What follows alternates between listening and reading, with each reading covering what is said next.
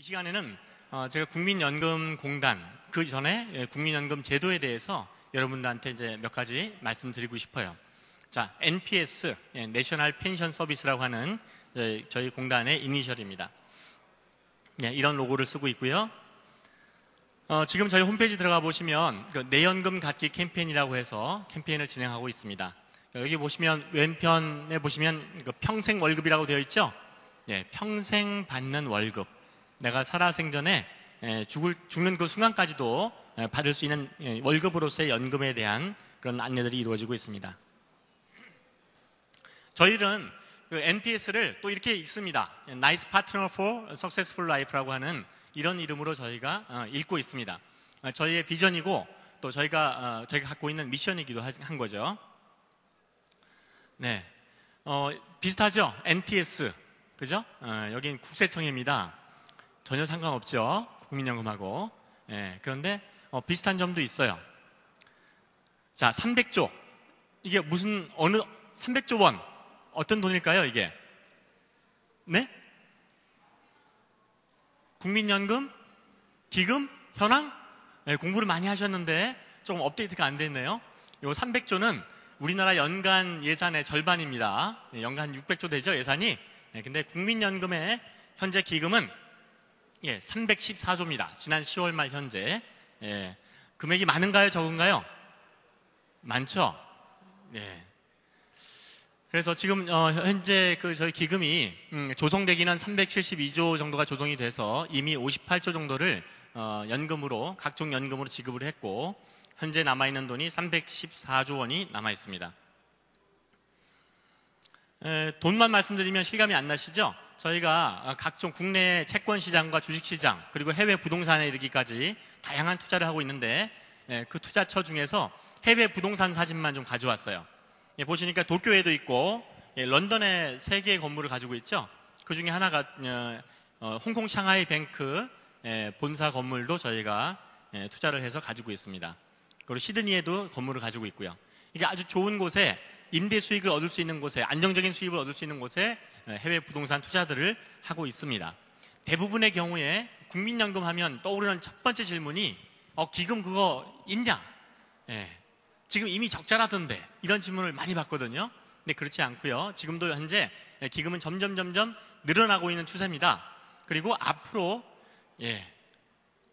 2012년이면 얼마 안 남았죠? 내후년인데 내후년이면 400조 원에 이르고요. 2043년이면 2,500조까지 올라갑니다. 이것이 거의 저희가 예측하고 있는 기금이 최고액일 때가 2,500조로 좀 예상하고 있어요. 근데 저희가 연금을 내는 분도 많아지고 있겠지만 그 늘어난 율보다도 연금을 받는 분의 숫자가 점점 빨리 늘어나죠. 지급이 늘어나게 됩니다. 그럼 어떻게 되겠어요? 기금이 줄어들겠죠. 지금 현재 추계상으로는 2060년경에 기금이 소진될 것으로 예상하고 있어요. 그것은 지금 현재 조건이 그대로 유지된다는 가정하에서 그렇습니다. 근데 국민연금법에는 재계산 제도가 있어요. 그래서 국민연금의 기금의 추세에 따라서 보험료를 조금 더 올릴 수도 있습니다. 급여를 떨어뜨릴 수도 있어요. 이미 지금 현재의 급여 상황이 내가 낸 것에 비해서 저부담 고급여 현실이기 때문에 그것을 부담을 좀 더 늘리고 급여를 좀 더 줄이더라도 본인들이 낸 것에 비해서는 더 많은 혜택을 받는 것이 달라지지 않습니다. 그래서 그런 것을 통해서 기금의 소진 시기를 최대한 더 뒤로 미추게 될 것이고요. 만약에 기금이 다 소진된다면 우리 젊은 친구들한테 그런 질문을 받습니다. 과연 내가 지금 보험료를 내는데 나중에 내가 65세 돼가지고서 연금 받을 수 있습니까? 이런 질문 할 만하죠? 기금 소진된다 그러는데 내 살 길이 구말리인데 그죠? 그렇게 되면 우리가 국민연금의 지급을 일반 국민연금 기금이 아니라 일반 재정을 통해서 지급을 하게 됩니다. 이미 선진국, 우리보다 먼저 연금제도를 시행하고 있는 서구 선진국의 경우에는 우리만큼 많은 기금을 갖고 있지 못합니다. 그래서 그쪽은 이미 일반 재정을 통해서 저희는 이제 적립식이죠, 그죠? 각자가 자기가 보험료를 적립해가지고 혜택을 받는 그런 제도인데 서구 선진국의 경우에는 부가식, 일반 재정처럼 세금을 부과해서 그 세금으로 모은 그 재정을 통해서 급여를 지급하는 형식으로 이루어지고 있습니다. 자, 그래서 국민연금은 국가가 지급을 보증하고 있는 그런 연금 제도이기 때문에 나중에 내가 받을 수 있을까 없을까 그런 걱정은 좀 하실 필요가 없을 것 같아요.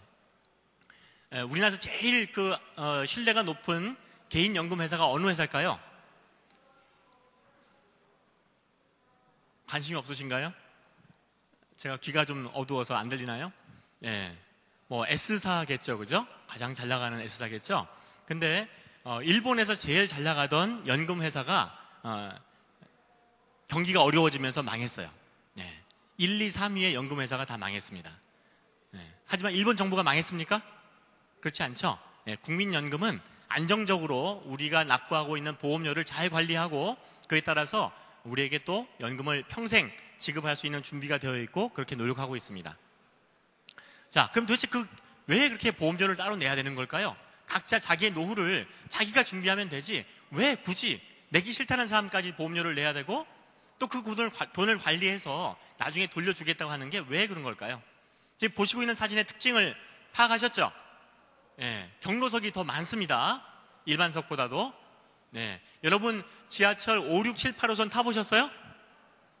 거기 가보면 차량 하나마다 7개 좌석을 경로석으로 하나 추가로 지정하고 있어요. 이미 이 노령화라고 하는 것은 우리의 현실이 되어 있습니다. 먼 미래의 일이 아니고 이미 진행되고 있어요. 그래서 그 노후에 기나긴 노후, 기본적으로 여기 앉아 계신 여러분들께서는 자신의 그 여명을 어디까지 생각하시는지 모르겠는데 최소한 90세 그리고 100세까지는 최소한 생각하셔야 된다고 보거든요. 그 긴 노후를 어떻게 감당할 수 있을까요? 고령화 추이가 이렇습니다. 2000년에 이미 고령화 사회. 자, 고령화 사회는 기준이 뭐죠? 어떤 사회를 고령화 사회라 그러죠?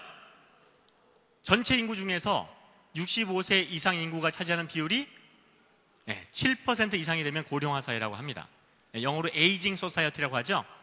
쉽게 말하면 늙어가는 사회입니다. 늙어가는 사회. 그죠? 그리고 저희가 예측키를 2018년이면 고령 사회, 에이지드 소사이어티, 늙은 사회가 되는 겁니다. 그리고 2026년이 되면 초고령 사회가 됩니다. 하이퍼 에이지드 소사이어티, 아주 늙은 사회가 되는 거예요. 그러면 전체 인구 5명 중에서 1명이 65세 이상 인구가 됩니다. 상상이 되세요?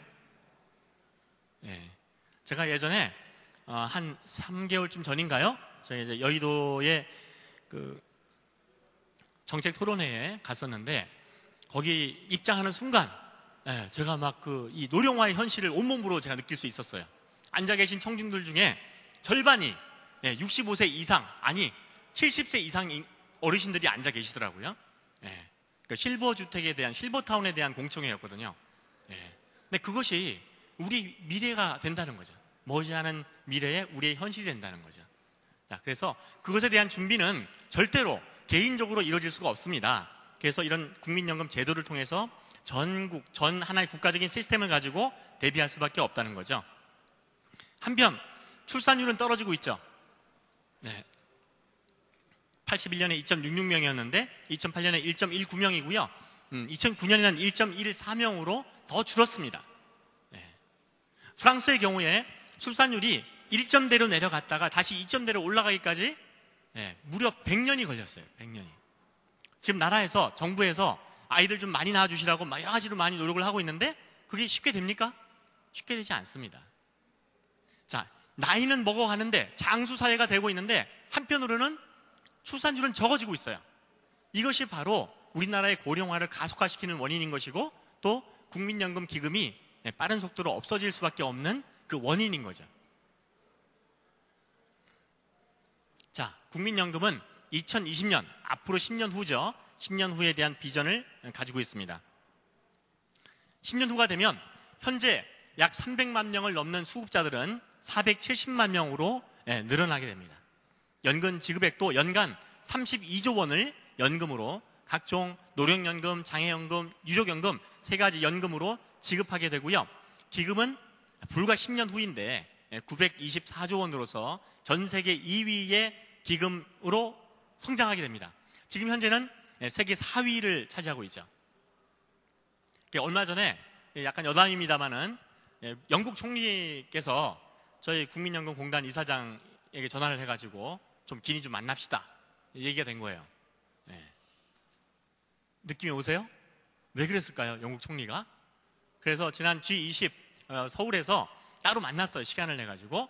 그러니까 이 영국 총리 말씀이 뭐냐 하면 저희가 2011년 내년에 뉴욕 사무소를 개설합니다.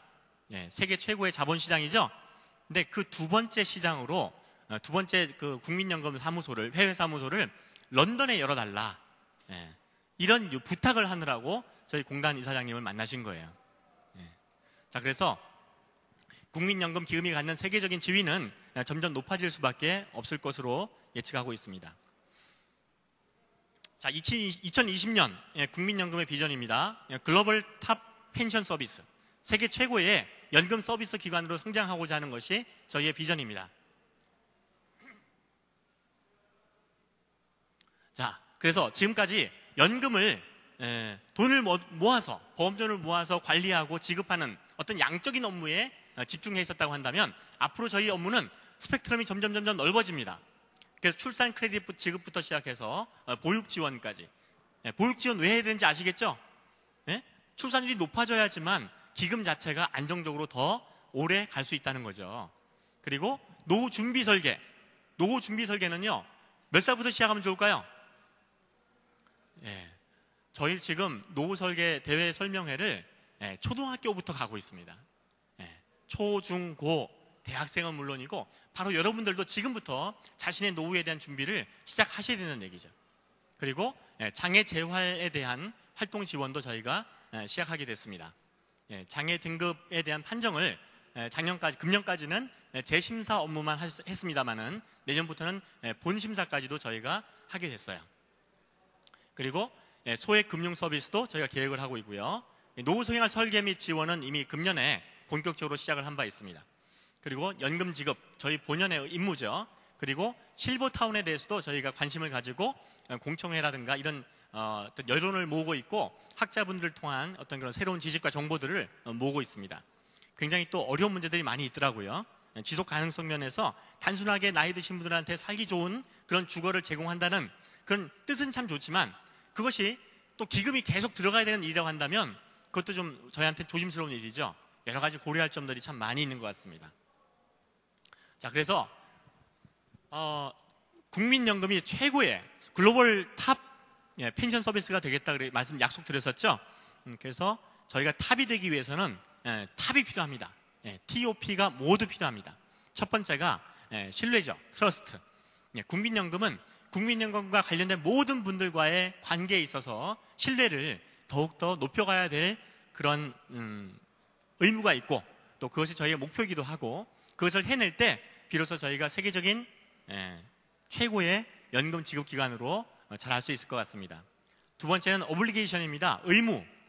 무엇을 위한 의무인가? 더 나은 삶을 위해서 저희 공단 임직원들이 열심히 노력하겠다. 최선의 노력을 하겠다고 하는 그런 약속이고 또 저희의 목표이기도 합니다. 세 번째, 패션. 열정이죠. 무엇으로 인한 열정일까요? 말 그대로 세계 탑 펜션 서비스 기관이 되겠다고 하는 그런 열정입니다. 그래서 여러분께서 국민연금공단을 선택하실 적에 이곳이 나한테 더 편한 직장이기 때문에 만약 그렇게 생각하신다면 그건 정말 오산입니다. 굉장히 어렵습니다. 건강보험은 단기보험이죠. 그죠? 당장 내가 보험료 안 내면 당장 그 다음 달에 의료보험, 건강보험 혜택을 받을 수가 없어요. 그죠? 국민연금은 어떨까요? 장기보험입니다. 10년 뒤, 20년 뒤, 심지어 40년 뒤에 혜택을 받을 것을 위해서 지금 내가 보험료를 납부하고 있어요. 내는 사람 입장에서 볼 적에는 정말 내키지 않는 일이죠. 나중에 받을 때는 다들 좋아하십니다. 저희가 그 평생 이력을 보면 이분들이 10년 뒤에 하신 얘기를 우리가 다 알고 있어요. 지난 여름에 하신 말씀만 기억하고 있는 게 아니라 10년 뒤에 하신 말씀들도 다 기록이 되어 있습니다. 10년 전에 분명히 그렇게 반대하시고 항의하시고 정말 노여움을 표현하시던 그런 분들께서 지금은 연금을 매달 따박따박 받으시니까 고맙다고 그러세요. 여러분, 나중에 여러분이 성인이 돼서 여러분 부모님들께 이미 성인이시죠? 월급 받으시면서 부모님께 용돈 얼마나 드릴 수 있을 것 같으세요? 계획이 돼 있는 분이 계세요?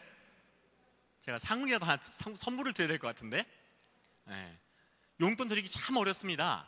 저도 지금 저희 부모님 다 생존해 계신데 용돈 정말 적은 액수밖에 못 드려요. 그런데 국민연금은요, 매달 따박따박 보험료를 낸 분에게 용돈을 드려요. 그것이 뭐 크게는 생활비가 될 수도 있습니다. 그것이 물가와 연동되어서, 물가가 상승되면 물가와 연동되어서 올라가면서 드려요.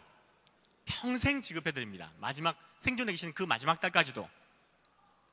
그래서 웬만한 자식보다 낫다는 거죠. 그래서 자식 하나 더 기른다는 마음으로 보험료를 내시면 분명히 그 어떤 자식보다도 더 성실하고 꾸준하게 용돈을 드릴 수 있다고, 생활비를 도와드릴 수 있다고 약속할 수 있다는 거죠. 국민연금 분명히 어려운 일입니다. 어려운 일이지만 보람이 있습니다. 저 국민연금에 근무한 지 10년 좀 넘었는데요. 그동안 제가 만났던 많은 그 고객분들, 물론 고마우신 분도 계셨지만은 불만을 표현하시고 성내시고 심지어는 뭐 이렇게 막 집어 던지시고 이런 분도 계셨어요. 하지만 그분들께 분명히 도움이 되고 있기 때문에 참 보람을 느낍니다. 어떤 분은 뭐 극단적인 예가 되겠지만 한 달 보험료를 내셨는데 그 다음 달에 돌아가셨어요. 유족들이 그 다음 달부터 불과 한 달 보험료 얼마 내셨겠어요, 그죠? 근데 유족연금을 평생 받고 있습니다. 장애연금도 마찬가지죠. 그래서 국민연금이 갖고 있는 그런 장점, 우리 사회에 꼭 필요하다는 그 필요성, 이런 부분에 인식하셔서 정말 함께 땀 흘리고 고생할 수 있는 그런 후배들을 기다리겠습니다. 자, 이런 열정과 그리고 의무감, 책임감, 그리고 뭐가 빠졌죠? 신뢰, 이 세 가지를 함께 나눌 수 있는 후배들과 함께 그야말로 세계적인 탑 펜션 서비스 기관으로서 거듭나기 위해서 여러분들을 기다리겠습니다.